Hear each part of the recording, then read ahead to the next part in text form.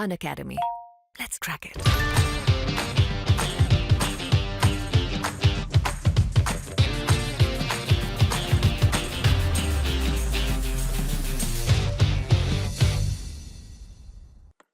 जो टॉपिक्स हम अभी डिस्कस करने वाले हैं उनको मैं आपको शॉर्ट में बता देता हूँ। पहला है भौतिक एवं रासायनिक परिवर्तन। भौतिक परिवर्तन, रासायनिक परिवर्तन, इसके अंतर्गत हम पढ़ेंगे फिर आगे रासायनिक अभिक्रियाएं, रासायनिक सूत्र, केमिकल फॉर्मूले, यौगिकों के सामान्य नाम एवं रासायनिक सूत्र, कॉमन नेम्स एंड केमिकल फॉर्मूले ऑफ सम कंपाउंड्स। इसके आगे रासायनिक सूत्र के प्रकार, मूल अनुपाती सूत्र, एम्पिरिकल फॉर्मूले, अणु सूत्र, मॉलिक्यूलर फॉर्मूले, संरचनात्मक सूत्र, स्ट्रक्चरल फॉर्मूले। इसके अंतर्गत हम पढ़ेंगे इलेक्ट्रॉन बिंदु संरचना और रेखा बंध संरचना, लाइन बॉन्ड स्ट्रक्चरल फॉर्मूले। नमस्कार दोस्तों, कैसे हैं आप सब। स्वागत है आप सभी का सरकार स्टडी बेस्ड एजुकेशन में। आज के इस वीडियो हम MPPSC 2020 के पाठ्यक्रम के अंतर्गत जो सीरीज चल रही है उसको पूर्ण कराने की, उसके अंतर्गत हम आज पढ़ेंगे तृतीय प्रश्न पत्र सामान्य विज्ञान 3 यानी विज्ञान एवं तकनीकी का, जो जिसकी अवधि होती है 3 घंटे की। इस पेपर की अवधि 3 घंटे की होती है और पूर्णांक होते हैं इसमें 300, और आप इसको हिंदी और अंग्रेजी माध्यम में दे सकते हैं। और हिंदी माध्यम में आप तक ये लेक्चर सीरीज में लेकर आ रहा हूँ। मेरा नाम है देवरत्न उइके और आप मुझे देव के नाम से जानते हैं। और मैं आपको बता दूं, इसमें विज्ञान तकनीकी में इकाई 1 हम कंप्लीट कर चुके हैं, जो कि फिजिक्स से अंतर्गत है। ठीक है, भौतिक विज्ञान की जो इकाई 1 है, हम इसके सारे लेक्चर कंप्लीट कर चुके हैं। कार्यबल, ऊर्जा, इकाई माप, दैनिक जीवन के उदाहरण, गति, वेग, त्वरण, ध्वनि, विद्युत, चुंबक, प्रकाश, ऊष्मा, ये सारे टॉपिक कवर हो चुके हैं। और इकाई 2 में भी हम यहाँ से अम्ल, क्षार, लवण, पीएच मान से ऊपर सारे टॉपिक जो भी है, परमाणु, परमाणु संरचना, संयोजकता, बंध, परमाणु संलयन, विखंडन, धातुएं, पदार्थ, अधातुएं और सारणी, ये तत्व, यौगिक मिश्रण, ये सारे टॉपिक हम कवर कर चुके हैं। यदि आप इन सारे लेक्चर्स को देखना चाहते हैं तो डिस्क्रिप्शन बॉक्स में इसकी लिंक दे दी गई है, आप उस लिंक की सहायता से इन सारे लेक्चर्स का आनंद ले सकते हैं। और मैं आपको बता दूं, इसमें कुछ लेक्चर्स मेंबर ओनली है।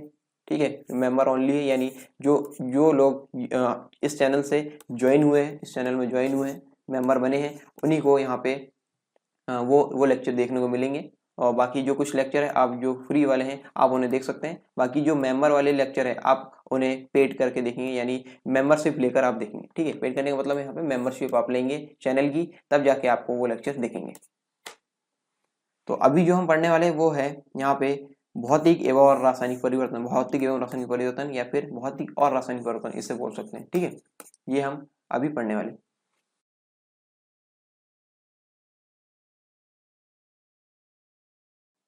यदि आप MPPSC और व्यापमं संबंधित एग्जाम की तैयारी कर रहे हैं तो अनअकैडमी आपके लिए लेकर आया है फ्री लाइव क्लास और फ्री लाइव टेस्ट। इसमें आपको इंस्टॉल करना होगा अनअकैडमी का ऐप और आप लॉगिन होंगे अपने फ़ोन नंबर से या फिर ईमेल आईडी से। इसके बाद आपको गोल चूज़ करना होगा MPPSC और व्यापम, और फिर आपको स्पेशल क्लासेस यहाँ पे मिलने लगेगी। और यहाँ पे enrol to free live class and get notification to attend them, इस प्रकार आपको यहाँ पे नोटिफिकेशन भी इसके मिलने लगेंगे। जो फ्री लाइव क्लास है उसके आपको इसमें मौका क्या मिलेगा, आपको इसमें अपॉर्चुनिटी मिलेगी इंटरेक्ट और लर्न करने की। किससे? टॉप एजुकेटर से, जो कि MP के हैं। और फ्री लाइव क्लास के बारे में आपको बताऊं तो ये एक प्रकार से डेमो क्लास है। इसमें आप इंटरेक्ट और लर्न करते हैं लाइव क्लास में, और आप अपने डाउट्स पूछ सकते हैं, अटेम्प्ट कर सकते हैं पोल्स को और डाउनलोड कर सकते हैं नोट्स को। ठीक है, फ्री लाइव टेस्ट में आपको क्या मिलेगा, फ्री लाइव टेस्ट में ये ऑनलाइन लाइव टेस्ट होगा। इसमें आपका स्कोर हर टेस्ट के बाद बता दिया जाएगा, और इसमें जो पेपर एनालिसिस होगा वो फ्री लाइव क्लास में होगा। ठीक है, इसके साथ ही आप अपने अटेम्प्ट्स जो है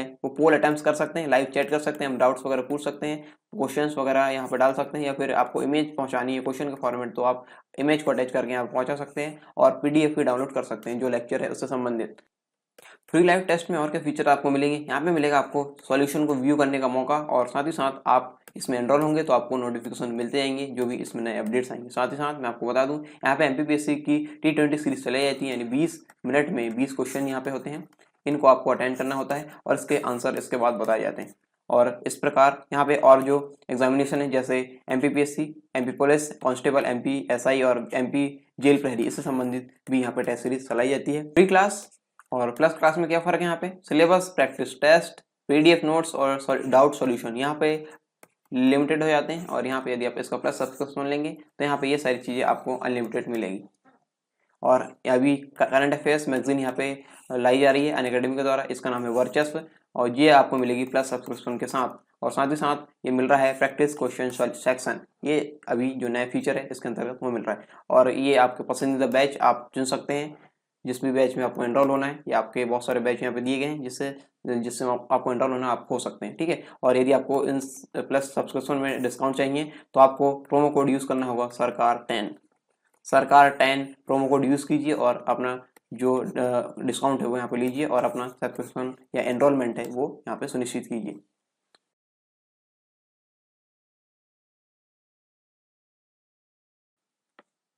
बहुत ही इंपॉर्टेंट टॉपिक है यहाँ पे, भौतिक एवं रासायनिक परिवर्तन, ठीक है। यानी कि इसके बारे में क्या होता है, एक पदार्थ के दूसरे पदार्थ में बदलने के कारण ही नए पदार्थ का निर्माण होता है। जैसा कि आप सभी देखते हैं, एक पदार्थ कोई है, मान लीजिए एक पदार्थ ये है, ये परिवर्तित हुआ बी सी डी, इस प्रकार से कई पदार्थ में ये परिवर्तित हुआ, इसके कारण ही नए पदार्थों का निर्माण होता है। जैसे हम बात करें दूध का दही में जमना, कांच का टूटना, और इस प्रकार से बहुत सारे एग्जाम्पल हम ले सकते हैं। जैसे आप ये पेन देख रहे हैं, पेन किसी और चीज़ में मतलब किसी और पदार्थ में था, ये किसी दूसरे में बदला तब जाके ये पेन बना। आप घड़ी देख सकते हैं, ये कोई और पदार्थ में थी, किसी और अवस्था में थी, अब ये परिवर्तित हो गए दूसरे में बनी।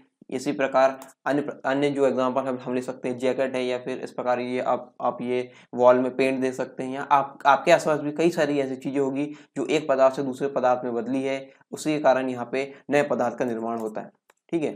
जैसे दूध का दही में जमना मैंने आपको बताया, और बहुत सारी चीज़ें यहाँ पे है।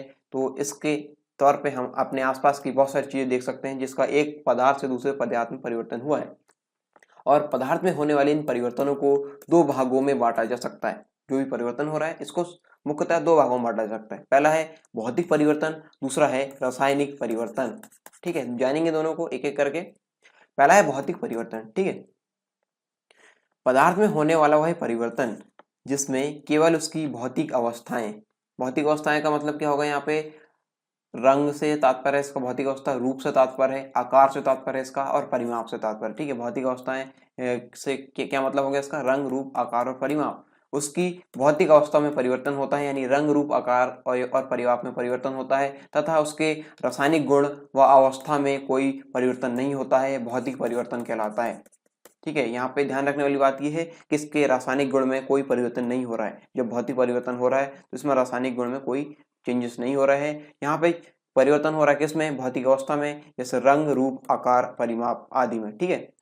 और याद रखिए इससे कोई नया पदार्थ नहीं बनता है, भौतिक परिवर्तन में कोई नया पदार्थ नहीं बनता है, ठीक है। जैसे उदाहरण लेते हैं, शक्कर का पानी में घुलना, तो ये है भौतिक परिवर्तन के उदाहरण। कांच का टूटना, ये है भौतिक परिवर्तन के उदाहरण। पानी का जमना, ये है भौतिक परिवर्तन के उदाहरण। यहाँ पे देख सकते हैं आप, शक्कर है, शक्कर को पानी में घोले तो यहाँ पे ये अपनी भौतिक अवस्था है वो चेंज किया इसने, ठीक है। और इसमें हुआ भौतिक परिवर्तन। और यहाँ पे अभिक्रिया को विपरीत करने पर सामान्यतः पदार्थ की मूल अवस्था प्राप्त की जा सकती है। अब यहाँ पे देखिए, शक्कर वाले एग्जांपल में आप देखिए, यहाँ पे शक्कर को हम पानी में घोले और या फिर पानी को जमा ली, पानी जम गया या शक्कर को पानी में घोल ली, ठीक है। ये दो एग्जांपल हम यहाँ पे लेंगे। तो शक्कर को पानी में घोल दी, ये पात्र है, यहाँ पे पानी में घुल गई शक्कर, और वापस से इसको शक्कर बनाना है तो यहाँ पे हीट वगैरह यहाँ पे हम दे देंगे, ठीक है। हीट दिए तो ये इसका जो द्रव रूप है वो ठोस में परिवर्तित हो जाएगा और ये फिर से हमको शक्कर प्राप्त हो जाएगी, ठीक है। और पानी के जमने में भी पानी जमा है तो उसको हम हीट देंगे तो वो लिक्विड में यानी द्रव में परिवर्तित हो जाएगा। तो इस प्रकार यहाँ क्या बताया गया है, अभिक्रिया को विपरीत करने पर सामान्यतः पदार्थ की मूल अवस्था प्राप्त की जा सकती है। ये भौतिक परिवर्तन के अंतर्गत है, ठीक है। आगे है रासायनिक परिवर्तन। पदार्थ में होने वाला वह परिवर्तन जिसमें नया पदार्थ बनता है, ठीक है। इसकी परिभाषा के अंतर्गत ही है क्या है, पदार्थ में होने वाला वह परिवर्तन जिसमें नया पदार्थ बनता है या नया पदार्थ प्राप्त होता है जो मूल पदार्थ से रासायनिक व भौतिक गुणों में, दोनों प्रकार के गुणों में, रासायनिक गुण और भौतिक गुण दोनों प्रकार के गुणों में पूर्णतः भिन्न होता है, रासायनिक परिवर्तन कहलाता है, ठीक है। ये भौतिक परिवर्तन से भिन्न होता है और इसकी परिभाषा हमने यहाँ पे देख ली, ठीक है। भौतिक परिवर्तन में कोई नया पदार्थ नहीं बन रहा था, यहाँ पे बन रहा है एक नया पदार्थ जो कि उसके मूल पदार्थ से रासायनिक और भौतिक गुणों में पूर्णतः भिन्न है, ठीक है। यही कहलाता है रासायनिक परिवर्तन, ठीक है। जैसे लोहे पर जंग का लगना, दूध का दही जमना, इस प्रकार से ये है रासायनिक परिवर्तन का उदाहरण। और इसमें इस प्रकार के परिवर्तन स्थायी होते हैं, यानी इसको वापस से जो मूल अवस्था उसमें परिवर्तन नहीं किया जा सकता, ठीक है। जैसे दूध का दही में जमना, अब दही को हम दूध में वापस नहीं ला सकते, ये रासायनिक परिवर्तन में इस प्रकार से होता है। ये इस प्रकार के परिवर्तन स्थायी होते हैं। लोहे पर जंग लगना, जंग लग गई है तो उसको वापस से हम लोहे में वापस उस प्रकार से चीजें हम नहीं प्राप्त कर पाएंगे, यानी मूल लोहे में उसको नहीं बदल पाएंगे, तो ये रासायनिक परिवर्तन के अंतर्गत होता है। ठीक है, कुछ तथ्य यहाँ पे हम देख लेते हैं। मोमबत्ती का जलना रासायनिक व भौतिक दोनों ही प्रकार के परिवर्तन है। जो मोमबत्ती का जलना है, ये मोमबत्ती यहाँ पर जल रही है, इसमें इसके जलने से रासायनिक व भौतिक दोनों ही प्रकार के परिवर्तन होते हैं, क्योंकि मोम जल चुका है। मोम जब जल रहा है, ये जल चुका है, तो वह ऊष्मा व प्रकाश में परिवर्तित हो जाता है या हो चुका है। जब मोम जल चुका होता है तो वो ऊष्मा और प्रकाश में परिवर्तित हो चुका होता है। मोम जला तो किस में परिवर्तित हुआ? ऊष्मा, और ये क्या दे रहा है? प्रकाश। ठीक है, प्रकाश में परिवर्तित हो चुका है, उसे पुनः प्राप्त नहीं किया जा सकता है। इस वाली कंडीशन को पुनः प्राप्त नहीं किया जा सकता। जब वो जला तो उसने ऊष्मा और प्रकाश, जब ऊष्मा और प्रकाश में परिवर्तित हुआ तो यहाँ पे उस कंडीशन को हम वापस मूल अवस्था में नहीं ला सकते हैं। यह परिवर्तन स्थायी है, और स्थायी परिवर्तन क्या होते हैं? रासायनिक परिवर्तन। ठीक है, स्थायी वाले क्या होते हैं? रासायनिक परिवर्तन। लेकिन जो मोम नीचे बच गया है, ये आपने देखा हो, जब मोमबत्ती जलती है तो यहाँ पे मोम इस प्रकार से ये मोम यहाँ पे बच जाता है। ठीक है, मोम यहाँ पे जम जाता है। लेकिन जो मोम नीचे बच गया है उसका रासायनिक संगठन मोमबत्ती के समान है। उसका जो रासायनिक संगठन होगा वो मोमबत्ती के समान है, तथा उसे पुनः मोमबत्ती बनाई जा सकती है। जो मोमबत्ती पुनः से बनाई जा सकती है, यह भौतिक परिवर्तन है। ठीक है, यहाँ पे भौतिक परिवर्तन क्या हो गया? यहाँ पे जो नीचे इसके जो अंश बचे हैं, इससे पुनः हम क्या क्या प्राप्त कर सकते हैं? मोमबत्ती प्राप्त कर सकते हैं। तो ये क्या हो गया? भौतिक परिवर्तन। और रासायनिक परिवर्तन क्या हुआ? जो स्थायी हो, ठीक है, उसको हम वापस से प्राप्त नहीं कर सकते। जैसे यहाँ पे ऊष्मा और प्रकाश में जो परिवर्तित हुआ, हम उसको वापस मूल अवस्था में प्राप्त नहीं कर सकते। लेकिन जो यहाँ पे भौतिक अवस्था में परिवर्तन हो रहा है, जो मोम टूट टूट के यहाँ पे नीचे आ रही है, इसको हम वापस से मोम बना सकते हैं। तो ये है भौतिक परिवर्तन। ठीक है, इस प्रकार मोमबत्ती का जलना रासायनिक एवं भौतिक परिवर्तन दोनों ही दर्शाता है। रासायनिक अभिक्रिया हम पढ़ेंगे। जब किसी पदार्थ में रासायनिक परिवर्तन होते हैं तो उसमें रासायनिक अभिक्रिया होती है। ठीक है, जब किसी पदार्थ में रासायनिक परिवर्तन होंगे तो उसमें क्या होती है? रासायनिक अभिक्रिया होती है, जिससे पदार्थ के रासायनिक गुण मूल पदार्थ से अलग हो जाते हैं। क्या होते हैं? जिससे पदार्थ के जो मूल गुण रहते हैं, रासायनिक गुण मूल पदार्थ से अलग हो जाते हैं। जैसे मान लीजिए ए कोई मूल पदार्थ है, ठीक है, इससे कोई दूसरा बना बी, तो यहाँ से इसके जो रासायनिक गुण रहेंगे वो इससे नहीं मिलेंगे। ठीक है, इससे थोड़े अलग होंगे, चेंज होंगे। लेकिन कुल द्रव्यमान में कोई परिवर्तन नहीं होता है। यहाँ पे द्रव्यमान यहाँ पे कांस्टेंट रहेगा, ये बात आप याद रखिए। ठीक है, यहाँ पे द्रव्यमान क्या रहेगा? कांस्टेंट। यहाँ पे द्रव्यमान में कोई परिवर्तन नहीं होगा। जितना द्रव्यमान इसका यहाँ है उतना द्रव्यमान यहाँ भी रहेगा। ठीक है, अभिकारक के टाइम में जितना द्रव्यमान है, उत्पाद के टाइम पे भी उतना द्रव्यमान यहाँ पे रहेगा। मैं आपको बता दूं, रासायनिक अभिक्रिया में जो भाग लेते हैं, ठीक है, जब अभिक्रिया हो रही होती है तो वहाँ पे भाग लेते हैं अभिकारक। ठीक है, इस साइड अभिकारक होते हैं। जब हम रासायनिक अभिक्रिया लिखेंगे तो यहाँ पे जब लिखेंगे तो इस प्रकार से हम लिखेंगे। इस प्रकार लेफ्ट साइड में होंगे अभिकारक। यहाँ पे अभिकारक बहुत सारे हो सकते हैं, 1 2 3 4 जितने भी हमको लेना है, या फिर जो अभिक्रिया में प्रयुक्त होते हैं। और यहाँ पे होता है उत्पाद। ठीक है, इस साइड में लिखेंगे हम उत्पाद। और यहाँ पे होता है उत्प्रेरक। ठीक है, तो यहाँ पे देखते हैं हम आगे कि क्या क्या बताया गया है। रासायनिक अभिक्रिया को रासायनिक समीकरण के द्वारा व्यक्त किया जाता है, और जिस पदार्थ में रासायनिक परिवर्तन होता है उसे अभिकारक या क्रियाकारक, यहाँ पे हम बोल सकते हैं इसको अभिकारक या क्रियाकारक बोल सकते हैं, तथा बनने वाले पदार्थ को क्रियाफल या उत्पाद हम बोलेंगे। क्रियाफल या उत्पाद बोलेंगे। ठीक है, जिस पदार्थ में परिवर्तन हो रहा है उसे अभिकारक या क्रियाकारक बोलेंगे, और जो पदार्थ हमें उत्पाद के रूप में मिल रहा है उसे उत्पाद बोलेंगे, या रिजल्टेंट के रूप में मिल रहा है, या उसे क्रियाफल बोल सकते हैं। ठीक है, जो हमें अंतिम प्राप्त हो रहा है उसे बोलेंगे क्रियाफल या उत्पाद। ठीक है,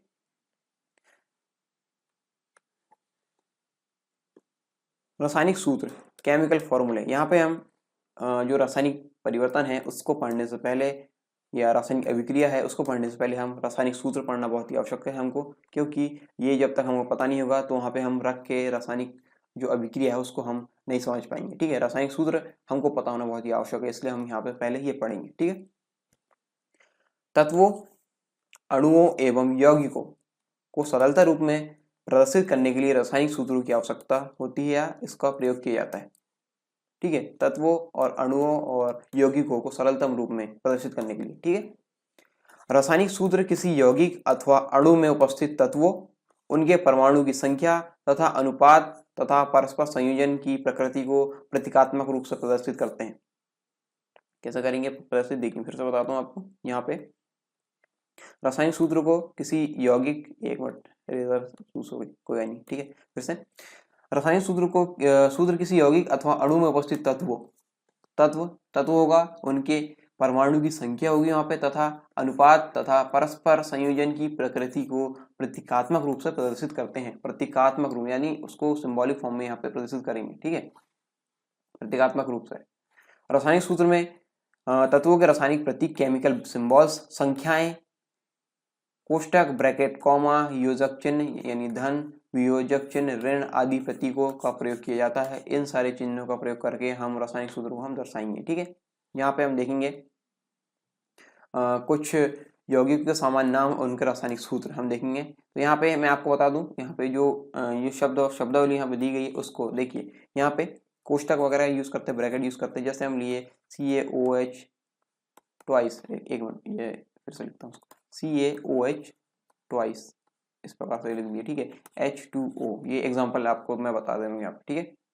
यहाँ पे तत्वों के रासायनिक प्रतीक तत्वों क्या हो गया, ये हाइड्रोजन H से दर्शा दिए, ऑक्सीजन को दर्शा दिए O से, तो हो गया रासायनिक प्रतीक, ठीक है। संख्याएं, अब संख्याएं क्या बताएंगे यहाँ पे, ये परमाणु की संख्याएं जो है इस प्रकार से बताया, ठीक है। कोष्टक का एग्जांपल हम यहाँ पे लेंगे, कोष्टक के ब्रैकेट, ये ब्रैकेट ये इस प्रकार से यहाँ पे ले रहे हैं। कॉमा, योजक चिन्ह प्लस और वियोजक चिन्ह माइनस, जैसे हम लेते हैं ना OH माइनस, इस प्रकार से चीजें जो होती है, या H प्लस, इस प्रकार से चीजें प्लस माइनस आदि प्रतीकों से हम यहाँ पे इनको दर्शाते हैं रासायनिक सूत्र को, ठीक है। तो हम यहाँ पे देखते हैं यौगिकों के सामान्य नाम एवं रासायनिक सूत्र। कॉमन नेम्स एंड केमिकल फॉर्मूले ऑफ सम कंपाउंड्स।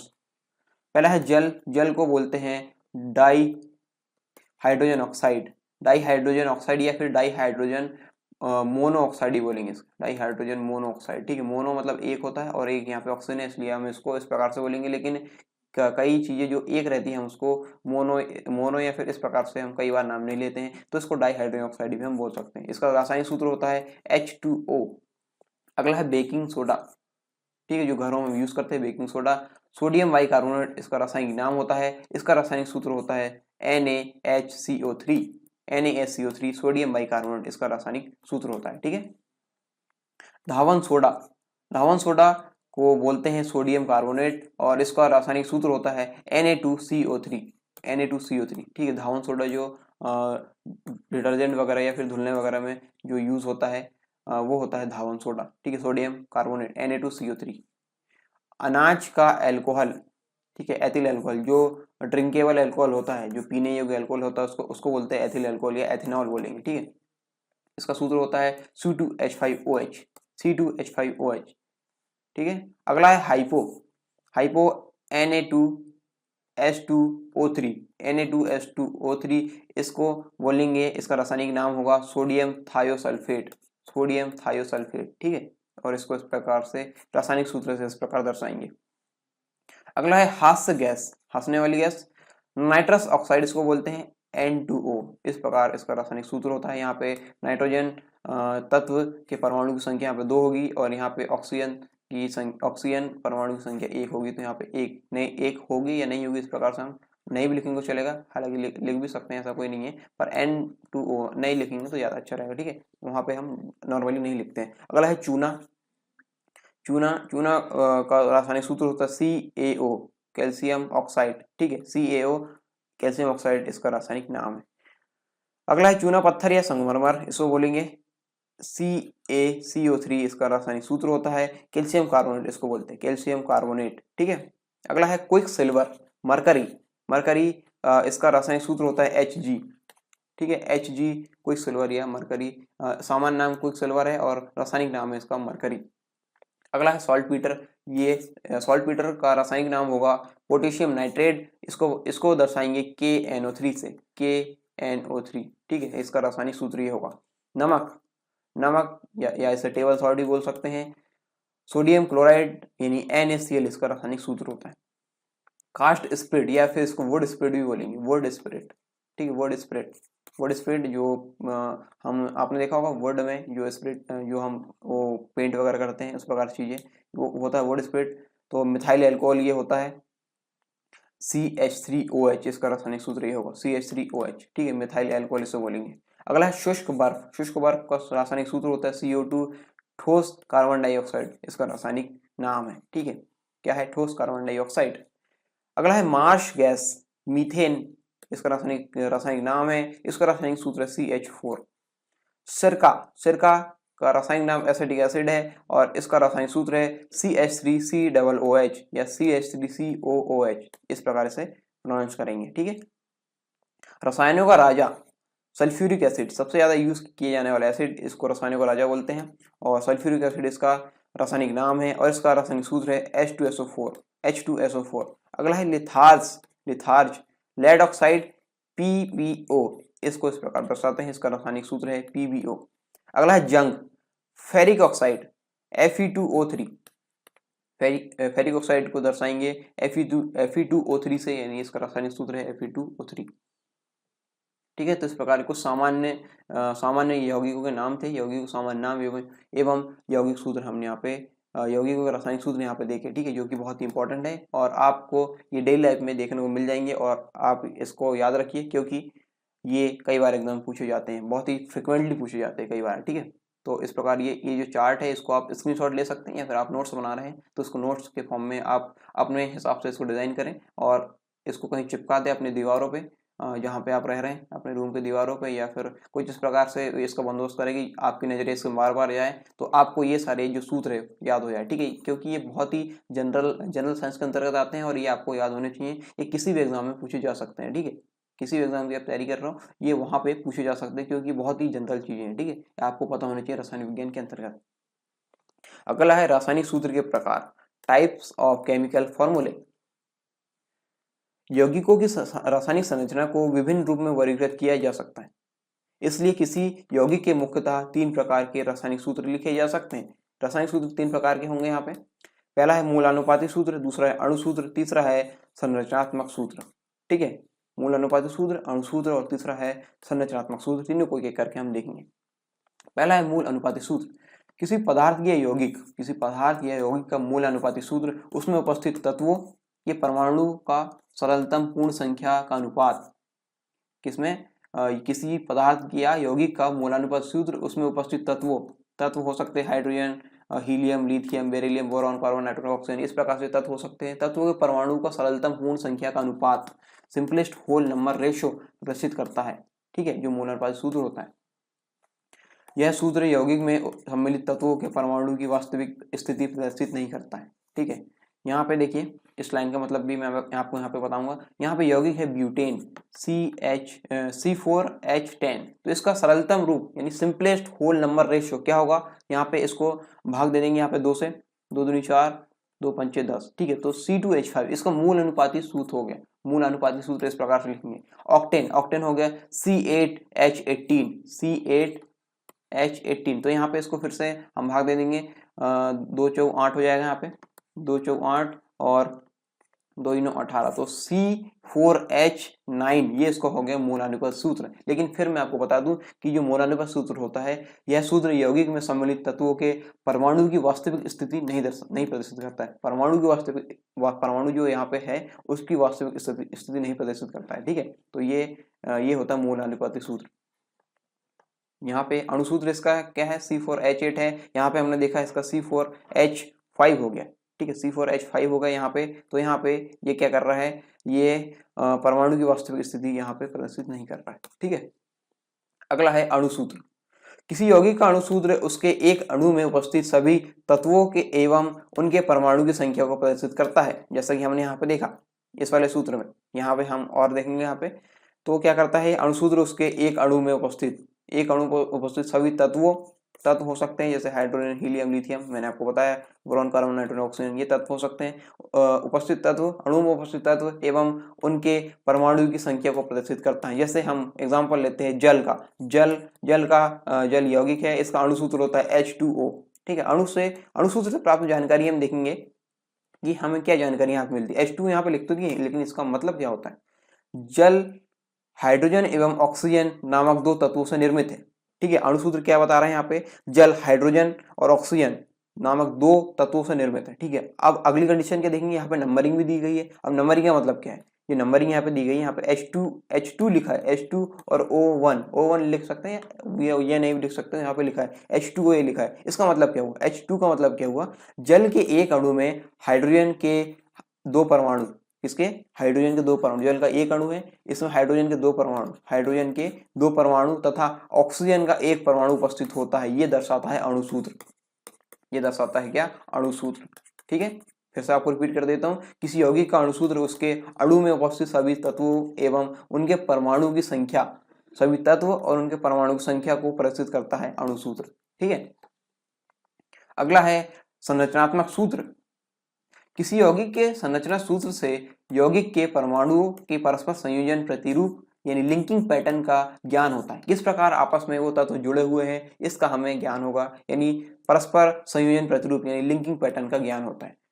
संरचनात्मक सूत्र किसी रासायनिक यौगिक की आणविक संरचना यानी मॉलिक्यूलर स्ट्रक्चर का चित्रात्मक निरूपण यानी ग्राफिक रिप्रेजेंटेशन है। यह दर्शाता है कि यौगिक में उपस्थित विभिन्न तत्वों के परमाणु किन अन्य परमाणु से, या मान लीजिए कोई यौगिक है, ठीक है, यहाँ पे X2Y इस प्रकार से ये कोई यौगिक है। ठीक है, फॉर एग्जांपल हम ले रहे हैं, ठीक है, ये कोई यौगिक है, यहाँ पे यौगिक में उपस्थित जो तत्व है, तत्व के परमाणु, ठीक है, यौगिक में क्या उपस्थित होते हैं, तत्व, यौगिक में उपस्थित होंगे क्या, यहाँ पे तत्व, और तत्व के परमाणु अन्य परमाणु से, तत्व के परमाणु अन्य परमाणु से तथा किस प्रकार के रासायनिक बंधों द्वारा जुड़े हुए हैं, अन्य परमाणु से तथा किस प्रकार के रासायनिक बंधों द्वारा जुड़े हुए हैं, ये हमको पता चलता है रासायनिक सूत्र से। ठीक है, किससे पता चलता है, संरचनात्मक सूत्र यानी स्ट्रक्चरल फॉर्मूले से, संरचनात्मक सूत्र से। ठीक है, किसी यौगिक के संरचना सूत्र को दो प्रकार से प्रदर्शित किया जा सकता है। अब इसको भी दो प्रकार से हम दर्शा सकते हैं संरचनात्मक सूत्र को। पहला है इलेक्ट्रॉन बिंदु संरचना, दूसरा है रेखा बंध संरचना सूत्र। ठीक है, इलेक्ट्रॉन डॉट स्ट्रक्चरल फॉर्मूले, और इंग्लिश में इससे बोलेंगे दूसरे वाले को लाइन बॉन्ड स्ट्रक्चरल फॉर्मूले। ठीक है, जानेंगे एक एक करके दोनों को। तो पहला वाला जो है इसमें इलेक्ट्रॉन बिंदु संरचना सूत्र में, इस सूत्र में विभिन्न परमाणुओं के मध्य रासायनिक बंध में भाग लेने वाले इलेक्ट्रॉनों को बिंदुओं द्वारा प्रदर्शित किया जाता है, डॉट्स के द्वारा। ठीक है, डॉट्स के द्वारा यहाँ पे दर्शाते हैं इलेक्ट्रॉन बिंदु संरचना सूत्र में। जैसे हम एग्जांपल लेते हैं जल का H2O, यहाँ पे H2O है, H2O में यहाँ पे किस प्रकार जो परमाणु किस प्रकार एक दूसरे से जुड़े हुए हैं यहाँ पे बताए गए। इसके जो इलेक्ट्रॉन है किस प्रकार एक दूसरे परमाणु से लिंकेज है, यानी एक दूसरे परमाणु किस प्रकार संलग्न है, ये यहाँ पे दर्शाता है क्या, इलेक्ट्रॉन बिंदु संरचना सूत्र। यहाँ पे देखिए ऑक्सीजन और हाइड्रोजन है। ठीक है, तो ऑक्सीजन का इलेक्ट्रॉनिक विन्यास है, इलेक्ट्रॉनिक कन्फिग्रेशन क्या होगा, 1s2 2s2 2p4 ये हो जाएगा। ठीक है, 1s2 2s2 2p4, क्योंकि यहाँ पे ऑक्सीजन का परमाणु क्रमांक है 8, तो यहाँ पे 8 परमाणु हो गए, 8 इलेक्ट्रॉन हो गए, यहाँ पे 2 4 4 4 8। ठीक है, अब यहाँ पे देखेंगे हाइड्रोजन का आएगा 1s1 आएगा, सॉरी 1s2 लिख दिया मैंने। चलो फिर से, ऑक्सीजन परमाणु क्रमांक 8 है, 1s2 2s2 2p4 यहाँ पे होगा इसका इलेक्ट्रॉन विन्यास, और 1 है हाइड्रोजन का। ठीक है, परमाणु क्रमांक यहाँ पे आएगा 1s1। इस प्रकार से ये हो गया। अब यहाँ पे देखिए समझने का प्रयास कीजिए जो मैं बता रहा हूँ, यहाँ पे जो बिंदुओं द्वारा यहाँ पे दर्शाने का जो बताया जा रहा है, इस सूत्र में विभिन्न परमाणु के मध्य रासायनिक बंध में भाग लेने वाले इलेक्ट्रॉनों को बिंदुओं द्वारा प्रदर्शित किया जाता है, यानी जो रासायनिक बंध में भाग लेंगे जो इलेक्ट्रॉन रहेंगे उनको हम बिंदु द्वारा दर्शाएंगे। यहाँ पे देखिए रासायनिक बंध में कौन भाग लेगा, जो अंतिम यानी संयोजी कोष के इलेक्ट्रॉन जो रहेंगे, संयोजी कोष के इलेक्ट्रॉन जो, या फिर इसे संयोजी इलेक्ट्रॉन बोलेंगे, संयोजी इलेक्ट्रॉन भाग लेंगे जो कि होते हैं संयोजी कोष में, तो इनको हम इस प्रकार से दर्शाएंगे। ठीक है, यहाँ पे देखिए 2 4 2 6 यहाँ पे हो जाएंगे। तो यहाँ पे देखिए ऑक्सीजन का ये है, ठीक है, ये 2 बॉन्ड यहाँ पे दर्शा दिए, और यहाँ पे 2 4 हो गए, 6 5 6 ये इस प्रकार होगा, ये बिंदु है। ठीक है, इस प्रकार ये दर्शाए इसको। तो यहाँ पे देखिए हाइड्रोजन, यहाँ पे हाइड्रोजन को कैसे दर्शाएंगे, H के ऊपर एक बिंदु दर्शाएंगे क्योंकि इसमें संयोजी इलेक्ट्रॉन एक है, तो इस प्रकार इसको हम कैसे संलग्न करेंगे, एक H यहाँ पे ले लिए, दूसरा H ले लिए यहाँ पे। ठीक है, इस प्रकार ले सकते हैं, या फिर हम जैसा यहाँ पे दिया है वैसा भी ले सकते हैं। कैसा,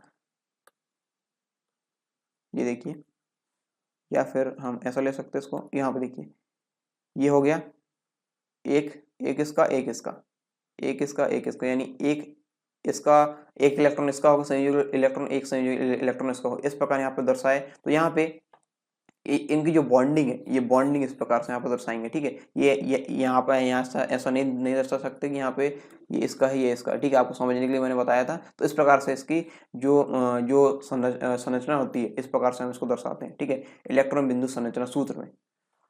दूसरा है अमोनिया NH3। NH3 को हम इस प्रकार से दर्शाएंगे, NH3 को हम इस प्रकार से दर्शाएंगे NH3। यहाँ पे देखिए इस प्रकार से संयोजन रहेगा नाइट्रोजन और हाइड्रोजन तत्वों के परमाणुओं का, ठीक है। इस प्रकार संयोजन यहाँ पे होगा। ये हाइड्रोजन का संयोजी इलेक्ट्रॉन भी यहाँ पे दर्शाया गया है। ये यहाँ पे दो डॉट दर्शाए गए, यानी एक संयोजी इलेक्ट्रॉन है किसका, हाइड्रोजन का, दूसरा संयोजी इलेक्ट्रॉन है नाइट्रोजन का। इस वाली कंडीशन में यहाँ पे देखिए, यहाँ पे H में एक संयोजी इलेक्ट्रॉन, एक डॉट, यहाँ पे दो डॉट है, तो एक डॉट में हाइड्रोजन का संयोजी इलेक्ट्रॉन है और दूसरे डॉट में यहाँ पे नाइट्रोजन का है। इसी प्रकार ये तीसरे यानी H वाली कंडीशन में, तीसरे H यानी हाइड्रोजन वाली कंडीशन में यही होगा। तो इस प्रकार इसको दर्शाते हैं NH3 को किसमें इलेक्ट्रॉन बिंदु संरचना सूत्र के रूप में, ठीक, इस प्रकार इसको दर्शाएंगे। अगला है कार्बन डाइऑक्साइड CO2। CO2 को हम इस प्रकार से दर्शाएंगे, यहाँ पे हो जाए कार्बन, यहाँ पे ऑक्सीजन के दो परमाणु यहाँ पे इस प्रकार संलग्न रहते हैं। यहाँ पे देखिए इस प्रकार ये बंध बनाएंगे। ये यहाँ पे दो ये संयोजी इलेक्ट्रॉन यहाँ पे दर्शाए गए हैं जो भी डॉट वाले फॉर्म में है, और यहाँ पे जो पेयरिंग में है वो ये वाले हैं, ठीक है। इस प्रकार से ये दर्शा देंगे। तो इस प्रकार से जो संरचनाएं यहाँ पे बनती है वो हम उनको इलेक्ट्रॉन बिंदु संरचना सूत्र हम यहाँ पर दर्शाएंगे, ठीक है। ये होगा पहला प्रकार किसका, संरचनात्मक सूत्र का, टाइप्स ऑफ स्ट्रक्चरल फॉर्मूले को दर्शाने का। ये होगा पहला प्रकार, एक बिंदु, और यहाँ पे ध्यान रखिए एक बिंदु एक इलेक्ट्रॉन को व्यक्त करता, जो एक बिंदु रहेगा एक इलेक्ट्रॉन को व्यक्त करेगा। यहाँ पे देखिए H2O में H हमने लिए थे एक, ठीक है। एक मतलब क्या हुआ, एक मतलब एक बिंदु मतलब एक इलेक्ट्रॉन को व्यक्त करेगा, ये दूसरा इलेक्ट्रॉन को व्यक्त करेगा।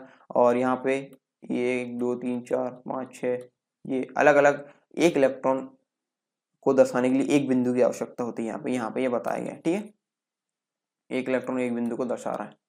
अगला है यहाँ पे रेखाबंध संरचना सूत्र यानी लाइन बॉन्ड स्ट्रक्चरल फॉर्मूला। इस सूत्र में परमाणुओं के मध्य रासायनिक बंध दर्शाने के लिए रेखाओं और बंधों का प्रयोग किया जाता है, ठीक है। रेखाएं का प्रयोग किया जाएगा और बंध का प्रयोग किया जाएगा, ठीक है। बॉन्ड्स बंध यानी बॉन्ड्स का प्रयोग यहाँ पे किया जाएगा। H2O में यहाँ पे देखेंगे, ये सेम एग्जांपल हम यहाँ पे लिए। H2O में यहाँ पे जो हाइड्रोजन है, ये पहला हाइड्रोजन दूसरा हाइड्रोजन है और ये ऑक्सीजन परमाणु है। तो ऑक्सीजन परमाणु से दो हाइड्रोजन किस प्रकार जुड़े हैं यहाँ पे ये बताया गया है। तो यहाँ पे एक बंध द्वारा जुड़े हैं, ठीक है, एक बंध, यहाँ पे हाइड्रोजन ऑक्सीजन यहाँ पे एक बंध द्वारा जुड़े हैं। इस प्रकार ये इसको दर्शाएंगे किसके रूप में, रेखा बंध संरचना सूत्र के रूप में, किसको, H2O को।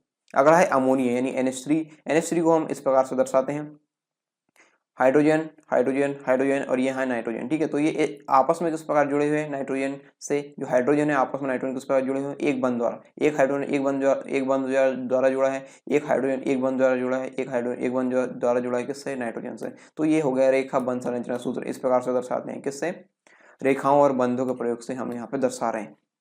अगला है कार्बन डाइऑक्साइड CO2 में यहाँ पे कंडीशन देखिए, यहाँ पे C है, कार्बन है और ये ऑक्सीजन है, ठीक है। कार्बन है ऑक्सीजन किस प्रकार जुड़े हुए हैं, ये दो बंध द्वारा जुड़े हैं। यहाँ पे दो बंध यहाँ पे बने हैं किसके बीच, एक ऑक्सीजन कार्बन परमाणु के बीच और दूसरे ऑक्सीजन कार्बन परमाणु के बीच, यहाँ पे दो बंध यहाँ पे बने हुए हैं। एक रेखा यहाँ पे याद रखिए, एक रेखा एक जोड़ी इलेक्ट्रॉन को व्यक्त करती है, क्या करती है, एक जोड़ी इलेक्ट्रॉन को। यहाँ पे देखिए, यहाँ पे एक जोड़ी इलेक्ट्रॉन थे ना, ये बिंदु वाले इसमें एक जोड़ी इलेक्ट्रॉन थे, यहाँ पे हमने कैसे दर्शा दिए, सिर्फ एक रेखा से। तो एक रेखा क्या दर्शा रही है, एक जोड़ी इलेक्ट्रॉन को, ठीक है। आई होप ये टॉपिक आपको समझ में आए होंगे बहुत ही अच्छे से, और यदि आपने यहाँ तक देखा है इस लेक्चर को तो अपना फीडबैक जरूर दीजिए, फीडबैक दिए बगैर अपना जाइए, क्योंकि यहाँ तक आपने देखा है तो आपको कुछ ना कुछ जरूर समझ में आया होगा, और आई होप आपको पूरा समझ में आया होगा। लेकिन समझ में ना आए तो आप कमेंट बॉक्स में कमेंट कर सकते हैं, जो भी प्रतिक्रिया हो आप जो कमेंट बॉक्स में कमेंट करके जरूर बताइए, ठीक है। लेकिन आपको ये लेक्चर यदि पसंद ना है तो डिसलाइक करें लेक्चर को, आपके पास यूट्यूब ने अधिकार दे रखे हैं। लेकिन जो डिसलाइक किया है आपने, डिसलाइक का कारण क्यों है, आप कमेंट बॉक्स में कमेंट कर जरूर बताएं, ताकि हम अगले जो कंटेंट है उसमें हम सुधार कर सकें, ठीक है। लेकिन आपको यदि वीडियो पसंद आए तो वीडियो को लाइक करें, शेयर करें अपने दोस्तों के साथ जिन्हें सबसे ज़्यादा आवश्यकता है, और चैनल को सब्सक्राइब करना ना भूलें, क्योंकि चैनल पर अपलोड हो लेटेस्ट वीडियो नोटिफिकेशन आपको सबसे पहले प्राप्त होती रहेगी बेल आइकन को दबा के, और बेल आइकन भी दबा लें। इसलिए यहाँ पे जो यूट्यूब ने फैसिलिटी दे रखी है, आप किसी भी प्रकार की अपडेट से मिस ना हो सके, ठीक है। जाने से पहले मैं आपको बता दूं कि उत्तर लेखन ग्रुप यहाँ पे बनाया गया है उत्तर लेखन के अभ्यास के लिए। आप उस ग्रुप से उस ग्रुप से जरूर ज्वाइन है, क्योंकि ये रोजाना यहाँ पे अभ्यास होता है किसका, उत्तर लेखन का। उत्तर लेखन का अभ्यास किया जाता है, क्योंकि उत्तर लेखन का अभ्यास मुख्य परीक्षा के लिए बहुत ही आवश्यक है। मुख्य परीक्षा में आपको उत्तर लेखन करना होगा, और उत्तर लेखन करने के लिए उसका अभ्यास जरूरी है, और अभ्यास हमारे द्वारा कराया जा रहा है। उत्तर लेखन ग्रुप है, उत्तर लेखन विशेष ग्रुप है। यहाँ पे यूनिट ऑफ SOW एजुकेशन, इसकी लिंक आपको डिस्क्रिप्शन बॉक्स में मिल जाएगी, ठीक है।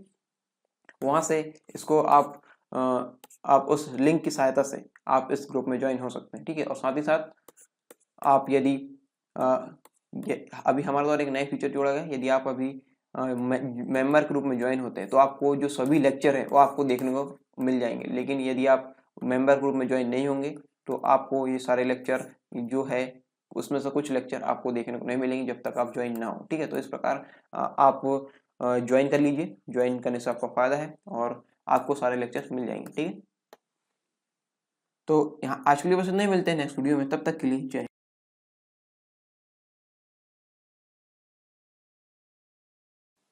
यदि आप MPPSC और व्याकरण संबंधित एग्जाम की तैयारी कर रहे हैं तो अनअकैडमी आपके लिए लेकर आया है फ्री लाइव क्लास और फ्री लाइव टेस्ट। इसमें आपको इंस्टॉल करना होगा अनअकैडमी का ऐप, और आप लॉगिन होंगे अपने फोन नंबर से या फिर ईमेल आईडी से। इसके बाद आपको गोल चूज करना होगा MPPSC और व्यापम, और फिर आपको स्पेशल क्लासेस यहाँ पे मिलने लगेगी, और यहाँ पे enrol to free live class and get notification to attend them. इस प्रकार आपको यहाँ पे नोटिफिकेशन भी इसके मिलने लगेंगे जो फ्री लाइव क्लास है उसके। आपको इसमें मौका क्या मिलेगा, आपको इसमें अपॉर्चुनिटी मिलेगी इंटरेक्ट और लर्न करने की, किससे, टॉप एजुकेटर से जो कि MP के हैं। और फ्री लाइव क्लास के बारे में आपको बताऊं तो ये एक प्रकार से डेमो क्लास है। इसमें आप इंटरेक्ट और लर्न करते हैं लाइव क्लास में, और आप अपने डाउट्स पूछ सकते हैं, अटेम्प्ट कर सकते हैं पोल्स को, और डाउनलोड कर सकते हैं नोट्स को, ठीक है। फ्री लाइव टेस्ट में आपको क्या मिलेगा, फ्री लाइव टेस्ट में ये ऑनलाइन लाइव टेस्ट होगा। इसमें आपका स्कोर हर टेस्ट के बाद बता दिया जाएगा, और इसमें जो पेपर एनालिसिस होगा वो फ्री लाइव क्लास में होगा, ठीक है। इसके साथ ही आप अपने अटेम्प्ट्स जो है वो पोल अटेम्प्ट्स कर सकते हैं, लाइव चैट कर सकते हैं, हम डाउट्स वगैरह पूछ सकते हैं, क्वेश्चंस वगैरह यहाँ पे डाल सकते हैं, या फिर आपको इमेज पहुंचानी है क्वेश्चन के फॉर्मेट तो आप इमेज को अटैच करके यहाँ पहुंचा सकते हैं, और PDF भी डाउनलोड कर सकते हैं जो लेक्चर है उससे संबंधित। फ्री लाइव टेस्ट में और क्या फीचर आपको मिलेंगे, यहाँ पे मिलेगा आपको सॉल्यूशन को व्यू करने का मौका, और साथ ही साथ आप इसमें एनरोल होंगे तो आपको नोटिफिकेशन मिलते जाएंगे जो भी इसमें नए अपडेट्स आएंगे। साथ ही साथ मैं आपको बता दूं यहाँ पे MPPSC की T20 सीरीज चलाई जाती है, यानी 20 मिनट में 20 क्वेश्चन यहाँ पे होते हैं, इनको आपको अटेंड करना होता है और इसके आंसर इसके बाद बताए जाते हैं। और इस प्रकार यहाँ पे और जो एग्जामिनेशन है जैसे MPPSC, MP police constable, MP SI और MP जेल प्रहरी, इससे संबंधित भी यहाँ पे टेस्ट सीरीज चलाई जाती है। फ्री क्लास और प्लस क्लास में क्या फर्क है, यहाँ पे syllabus, practice test, PDF notes और डाउट सॉल्यूशन यहाँ पे लिमिटेड हो जाते हैं, और यहाँ पे यदि आप इसका प्लस सब्सक्रिप्शन लेंगे तो यहाँ पे ये सारी चीजें आपको अनलिमिटेड मिलेगी। और अभी करंट अफेयर्स मैगजीन यहाँ पे लाई जा रही है अनअकैडमी के द्वारा, इसका नाम है वर्चस्व, और ये आपको मिलेगी प्लस सब्सक्रिप्शन के साथ। और साथ ही साथ ये मिल रहा है प्रैक्टिस क्वेश्चन सेक्शन, ये अभी जो नया फीचर है इसके अंतर्गत वो मिल रहा है। और ये आपके पसंदीदा बैच आप चुन सकते हैं, जिस भी बैच में आपको एनरोल होना है, या आपके बहुत सारे बैच यहाँ पे दिए गए हैं जिससे आपको एनरोल होना आप हो सकते हैं, ठीक है। और यदि आपको इन प्लस सब्सक्रिप्शन में डिस्काउंट चाहिए तो आपको प्रोमो कोड यूज करना होगा सरकार 10 प्रोमो कोड यूज कीजिए, और अपना जो डिस्काउंट है वो यहाँ पे लीजिए, और अपना सब्सक्रिप्शन या एनरोलमेंट है वो यहाँ पे सुनिश्चित कीजिए।